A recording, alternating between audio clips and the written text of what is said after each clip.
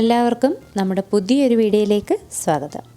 ഇന്ന് നമ്മൾ നല്ല വെറൈറ്റി ആയിട്ടുള്ള എന്നാൽ വളരെ ഈസി ആയിട്ടുള്ള ഒരു റൈസ് റെസിപ്പി ആയിട്ടാണ് വന്നിരിക്കുന്നത്. വീഡിയോയിലോട്ട് പോകുന്നതിന് മുമ്പ് നമ്മുടെ ചാനൽ ആദ്യമായിട്ട് കാണുന്നവരാണെങ്കിൽ ഒന്ന് സബ്സ്ക്രൈബ് ചെയ്യാൻ മറക്കരുത്. അതിനടുത്തുള്ള ഈ ബെല്ലൈക്കണിൽ ഒന്ന് പ്രസ് ചെയ്യുമ്പോൾ ഇതുപോലുള്ള ഓപ്ഷൻ വരും. അതിൽ ഓൾ എന്നുള്ളത് ക്ലിക്ക് ചെയ്യുവാണെങ്കിൽ ഞാനിടുന്ന എല്ലാ വീഡിയോസും നോട്ടിഫിക്കേഷനായിട്ട് നിങ്ങൾക്ക് കിട്ടും. അപ്പോഴിനി നമുക്ക് വീഡിയോയിലോട്ട് പോകാം. ഇന്ന് നമ്മളിവിടെ ചെയ്യാൻ പോകുന്നത് മുത്തബ്ബാൻ റൈസാണ്. ഇത് കാണുമ്പോൾ ബിരിയാണി പോലെ ഇരിക്കും, എന്നാൽ എൻ്റെ ടേസ്റ്റ് ഒരു അറബിക് റൈസിൻ്റെയൊക്കെ ടേസ്റ്റാണ്. ഇപ്പം റൈസ് ഉണ്ടാക്കുന്നതിനായിട്ട് ഞാനിവിടെ 1 കിലോ ചിക്കൻ എടുത്തു വെച്ചിട്ടുണ്ട്. ഇനി നമുക്കിതൊന്ന് കുറച്ച് മസാലയൊക്കെ പുരട്ടി ഒന്ന് മാറ്റി വെക്കാം. അതിനായിട്ട് ഒരു 1/2 ടീസ്പൂൺ മഞ്ഞൾപ്പൊടിയും ഒരു 1/2 ടീസ്പൂൺ കുരുമുളക് പൊടി, പിന്നെ ഒരു 1/4 ടീസ്പൂൺ ഗരം മസാല, പിന്നെ ഒരു 1/2 ടീസ്പൂൺ ഏതെങ്കിലും ഒരു അറബിക് സ്പൈസ്. ഞാനിപ്പോൾ ഇവിടെ കബ്സ മസാലയാണ് ചേർത്ത് കൊടുക്കുന്നത്. കബ്സ മസാലയോ മന്തി ഉണ്ടാക്കുന്ന മസാലയോ ഏത് വേണമെങ്കിലും നമുക്ക് ചേർത്ത് കൊടുക്കാം. ഇത്രയും സ്പൈസസ് മാത്രമേ നമ്മളിതിൽ ചേർത്ത് കൊടുക്കുന്നുള്ളൂ. മുളക് പൊടി, മല്ലിപ്പൊടി ഇതൊന്നും ചേർത്ത് കൊടുക്കുന്നില്ല. ഇനി ആവശ്യത്തിനുള്ള ഉപ്പ് കൂടി ചേർത്ത് ഇത് നല്ലതുപോലെ ഒന്ന് മിക്സ് ചെയ്ത് നമുക്ക് മാറ്റി വെക്കാം.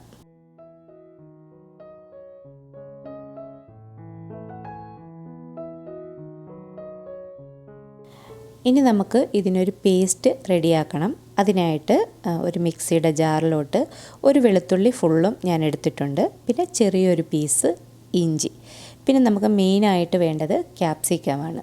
ഇപ്പം ഞാൻ ഒരു ക്യാപ്സിക്കം എടുത്തിട്ടുണ്ട്. ചിക്കൻ്റെ അളവിനനുസരിച്ച് ക്യാപ്സിക്കത്തിൻ്റെ അളവ് കൂട്ടുകയും കുറയ്ക്കുകയൊക്കെ ചെയ്യാം കേട്ടോ. പിന്നെ ഒരു 4 പച്ചമുളക്. നമ്മൾ എരിവിനായിട്ട് ചേർക്കുന്നത് ഈ പച്ചമുളകും നേരത്തെ ചേർത്ത കുരുമുളകും മാത്രമേ ചേർക്കുന്നുള്ളൂ കേട്ടോ. ഇനി ഇത് ഒന്ന് ചതച്ചെടുക്കണം. ഒരുപാടങ്ങ് അരഞ്ഞു പോവരുത്, ചെറുതായിട്ടൊന്ന് ചതച്ചെടുത്താൽ മാത്രം മതി.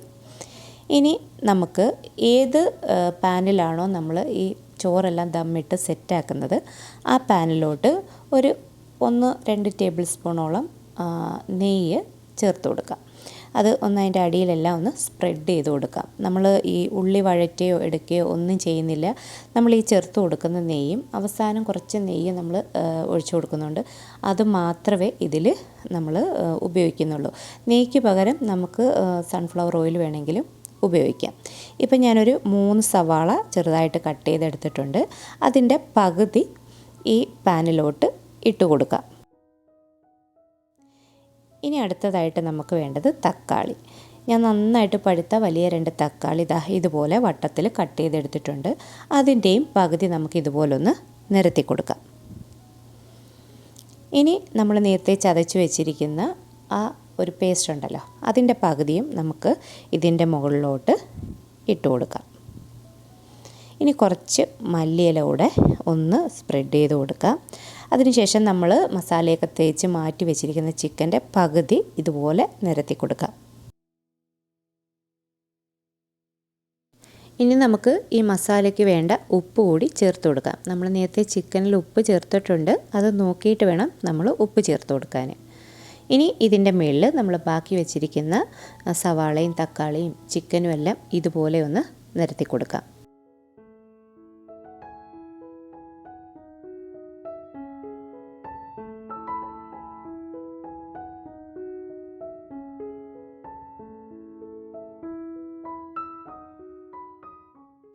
നമ്മുടെ സവാളയും ചിക്കനും എല്ലാം 2 ലെയറായിട്ട് ഇങ്ങനെ സെറ്റ് ചെയ്തതിന് ശേഷം നമുക്കിത് കൈ കൊണ്ട് നല്ലതുപോലെ ഒന്ന് പ്രസ് ചെയ്ത് കൊടുക്കാം.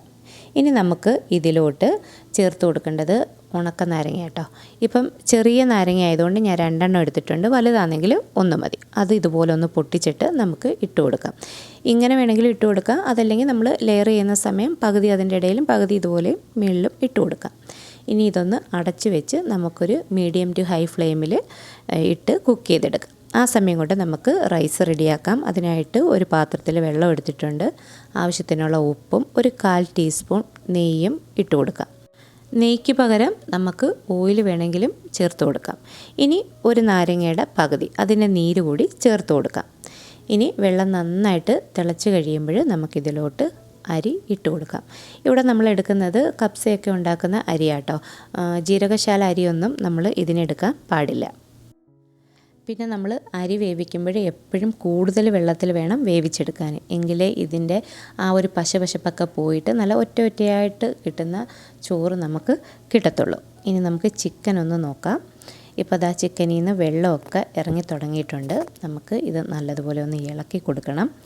പിന്നെ നമ്മൾ സവാള വഴറ്റിയൊന്നും ചെയ്യുന്നില്ല എന്ന് വെച്ച് അങ്ങനെ കിടക്കത്തൊന്നുമില്ല കേട്ടോ. അതെല്ലാം വെന്ത് ഈ മസാലയായിട്ട് അങ്ങ് ചേരും. ചിക്കനിൽ നിന്ന് വെള്ളമൊക്കെ ഇറങ്ങി തുടങ്ങുമ്പോൾ പിന്നെ നമ്മൾ തീ വളരെ കുറച്ചിടണം. ഇനി നമുക്കിതൊന്ന് അടച്ചു വെക്കാം. പിന്നെ നമുക്ക് ഈ സമയം ഉപ്പൊക്കെ വേണമെന്നുണ്ടെങ്കിൽ നോക്കിയിട്ട് കുറച്ച് ഉപ്പൂടൊക്കെ ചേർത്ത് കൊടുക്കാം കേട്ടോ. അതിനുശേഷം എല്ലാം ഒന്ന് മിക്സ് ചെയ്തിട്ട് നമുക്ക് ഇത് അടച്ചു വെച്ച് വേവിച്ചെടുക്കാം. ഇപ്പോൾ ദാ ചിക്കനിൽ നിന്ന് നന്നായിട്ട് വെള്ളമൊക്കെ ഇറങ്ങി വന്നിട്ടുണ്ട്. ഇനി നമുക്ക് തീ വളരെ സിമ്മിൽ ഇട്ട് കൊടുക്കണം. ഇപ്പോൾ നമ്മുടെ ചോറും ഒരു 50% വെന്തിട്ടുണ്ട്. അപ്പോൾ നമ്മൾ ആദ്യം ഒരു 2 തവി ചോറ് കോരി ഈ മസാലയുടെ മുകളിൽ ഇട്ട് കൊടുക്കണം. അതെന്തിനാണെന്ന് വെച്ചാൽ നമുക്ക് ഈ മസാലയൊക്കെ ആയിട്ട് കൂടി കഴിയുമ്പോൾ ഈ അടിയിലെ ചോറ് കുഴഞ്ഞു പോവാതിരിക്കാനാണ് ആദ്യം ഒരു 2 തവി ചോറ് നമ്മളിങ്ങനെ ഇട്ട് കൊടുക്കുന്നത്.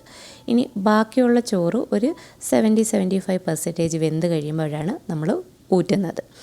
അപ്പോൾ ഇപ്പം നമ്മളൊരു 2 തവി ചോറ് ഇട്ട് കൊടുത്തിട്ടുണ്ട്. ഇനി ഇതിൻ്റെ മുകളിലോട്ട് കുറച്ച് നെയ്യ് ഒഴിച്ചു കൊടുക്കാം. പിന്നെ കുറച്ച് മല്ലിയിലയും കൂടെ ഒന്ന് ഇട്ട് കൊടുക്കാം. അതിനുശേഷം നമ്മളിത് അടച്ച് സിമ്മിൽ തന്നെ ഇട്ടേക്കും. അപ്പോഴേക്കും ഒരു 2 മിനിറ്റൊക്കെ ആകുമ്പോഴത്തേക്ക് ചോറ് ബാക്കിയൂടെ വേവാകും. അപ്പോഴും നമ്മളത് ഊറ്റിയിട്ട് ആ ചൂടോടുകൂടി തന്നെ ബാക്കി ചോറും ഇതുപോലെ ഇതിൻ്റെ മുകളിൽ നിരത്തി കുറച്ച് നെയ്യും ഇതുപോലെ തന്നെ കുറച്ച് മല്ലിയിലയും കുറച്ച് കപ്സ മസാലയും കൂടി ഇട്ട് നമ്മൾ നന്നായിട്ട് ദം ചെയ്ത് എടുക്കും.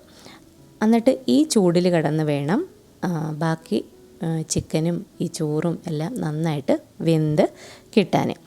ഇപ്പം നമ്മുടെ ചോറ് ബാക്കിയുള്ളത് ഒരു ആവശ്യത്തിനുള്ള വേവായിട്ടുണ്ട്. ഇപ്പം ഞാനത് ഊറ്റി മാറ്റിയിട്ടുണ്ട്. അത് നമുക്കിതിൻ്റെ മുകളിലോട്ട് ഈ പറഞ്ഞതുപോലെ ഇട്ട് കൊടുക്കാം. ഇപ്പം നമ്മുടെ ചോറ് കറക്റ്റ് വേവായിട്ടില്ല, അത് പറഞ്ഞല്ലോ. അതുപോലെ ചിക്കനും ഒരു 80% ഒക്കെ വേവേ ആയിട്ടുള്ളൂ. ഇനി നമ്മളിത് നന്നായിട്ട് ദം ചെയ്യണം. അലുമിനിയം ഫോയിൽ വെച്ച് നല്ലതുപോലെ കവർ ചെയ്ത് സിമ്മിൽ ഒരു അരമണിക്കൂർ ഇട്ട് കൊടുക്കും. അപ്പോഴാണ് ബാക്കിയുള്ള വേവ് നമുക്ക് ആയി കിട്ടുന്നത്. ഇപ്പം എല്ലാ ചോറും ഞാൻ ഇതിൻ്റെ മുകളിൽ ഇട്ട് കൊടുത്തിട്ടുണ്ട്. ഇതെല്ലാം ഇതുപോലെ ഒന്ന് നിരത്തി കൊടുത്തതിന് ശേഷം ഇതിൻ്റെ മുകളിലോട്ട് നമുക്കൊരു 1-2 സ്പൂൺ നെയ്യ് ഒഴിച്ചു കൊടുക്കാം. നെയ്യുടെ അളവ് നമുക്ക് കൂടുതൽ വേണമെങ്കിൽ കുറച്ചുകൂടെ ഒഴിച്ചു കൊടുക്കാം കേട്ടോ. നമ്മൾ വേറെ ഓയിലൊന്നും ഇതിൽ ചേർക്കുന്നില്ലല്ലോ. ഇനി ഇതിൻ്റെ മുകളിലോട്ട് മല്ലിയില ഇട്ട് കൊടുക്കാം. നമ്മൾ മല്ലിയില മാത്രമേ ഇട്ട് കൊടുക്കുന്നുള്ളൂ, പുതിനയില ഇട്ട് കൊടുക്കത്തില്ല. പുതിനയില ഇടുമ്പോൾ ബിരിയാണിയുടെയൊക്കെ ഒരു മണം വരും. അതുകൊണ്ട് നമ്മൾ മല്ലിയില മാത്രമേ ഇട്ട് കൊടുക്കത്തുള്ളൂ. ഇനി ഇതിൻ്റെ മുകളിൽ കുറച്ച് കപ്സ മസാല ഒന്ന് ഇട്ട് കൊടുക്കാം. അതുകൂടെ ഇട്ടതിന് ശേഷം നമുക്കിനി ഇത് നല്ലതുപോലെ ഒന്ന് കവർ ചെയ്ത് കൊടുക്കണം.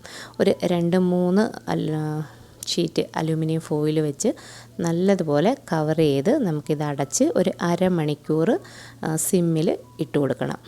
അതിനുശേഷം തീ ഓഫ് ചെയ്തിട്ട് പിന്നെ ഒരു 10-15 മിനിറ്റ് കഴിഞ്ഞതിന് ശേഷമേ നമ്മൾ തുറക്കാൻ പാടുള്ളൂ. അപ്പോഴേക്കും നമ്മുടെ ചോറും ചിക്കനും എല്ലാം നല്ല കറക്റ്റ് പരുവത്തിന് വെന്ത് ചിക്കനിലുള്ള വെള്ളമെല്ലാം വറ്റി നല്ല കറക്റ്റ് പരുവത്തിന് തന്നെ നമുക്ക് കിട്ടും. ഇപ്പം നമ്മുടെ മുത്തബ്ബാൻ റൈസ് ഇവിടെ റെഡി ആയിട്ടുണ്ട്. നമുക്ക് ചിക്കൻ മാത്രം വെച്ചിട്ടല്ല കേട്ടോ, ബീഫ് വെച്ചും മട്ടൻ വെച്ചും ഒക്കെ ഇതുപോലെ റൈസ് തയ്യാറാക്കാം. കാണുമ്പം കുറച്ച് പ്രോസസ്സ് ഉണ്ടെന്നൊക്കെ തോന്നും, പക്ഷേ ഇത് വളരെ ഈസി ആയിട്ട് ചെയ്യാൻ പറ്റുന്ന ഒരു റൈസിൻ്റെ റെസിപ്പിയാണ്. നമുക്ക് മന്തിയൊക്കെ ഉണ്ടാക്കുന്നതിനേക്കാളും പെട്ടെന്ന് തന്നെ ചെയ്തെടുക്കാൻ പറ്റും. ഒരു പ്രത്യേക ടേസ്റ്റുമാണ്. കണ്ടല്ലോ, നമ്മളധികം സ്പൈസസ് ഒന്നും ഇതിൽ ചേർക്കുന്നില്ല. ഇത് കാണുമ്പോൾ ഒരു ബിരിയാണിയുടെയൊക്കെ കൂട്ട് തോന്നും, പക്ഷേ ടേസ്റ്റ് ഒട്ടും ബിരിയാണിയുടെ ടേസ്റ്റേ അല്ല കേട്ടോ. നമ്മൾ ഈ കപ്സയൊക്കെ കഴിക്കുന്നത് പോലെ ഒരു അറബിക് ടേസ്റ്റ് തന്നെയാണ് ഇതിന്.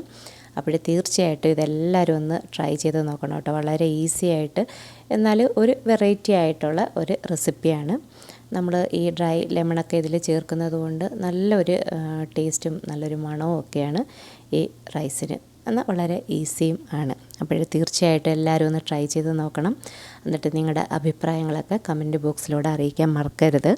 ഇനിയപ്പം നമുക്ക് നല്ല നല്ല വീഡിയോസുകളുമായിട്ട് വീണ്ടും കാണാം. എല്ലാവരുടെയും സപ്പോർട്ട് കൂടെ ഉണ്ടാവണം കേട്ടോ. പിന്നെ നമ്മുടെ വീഡിയോസൊക്കെ എല്ലാവരും ഒന്ന് ലൈക്ക് ചെയ്യാൻ മറന്നു പോവല്ലേ. നമ്മൾ ഒരുപാട് റൈസ് റെസിപ്പിയൊക്കെ ഇട്ടിട്ടുണ്ട്. എല്ലാവരും ഒന്ന് ചാനലൊന്ന് സെർച്ച് ചെയ്ത് നോക്കണം. അപ്പോഴിനി നല്ലൊരു വീഡിയോ ആയിട്ട് നമുക്ക് വീണ്ടും കാണാം.